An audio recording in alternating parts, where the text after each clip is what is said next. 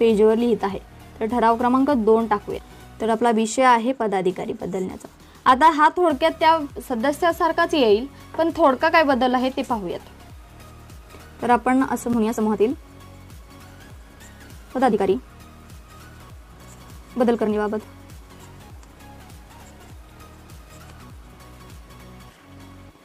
आता वरील विषयास सरून समूहातील पदाधिकारी. आता या ठिकाणी पदाधिकारी बदलले आहेत असं सांगूया. आता या ठिकाणी मी तुम्हाला सांगते की आता आमच्या समूहामध्ये आम्ही पदाधिकारी काही कालावधीपुरतं, म्हणजे सर्व सदस्यांना, आपल्या समूहातील सर्व सदस्यांना पद मिळाले पाहिजे, त्यासाठी प्रत्येक समूह सदस्याला पद निवडून देतो काही कालावधीपुरता, 2 वर्ष म्हणा किंवा 3 वर्ष म्हणा.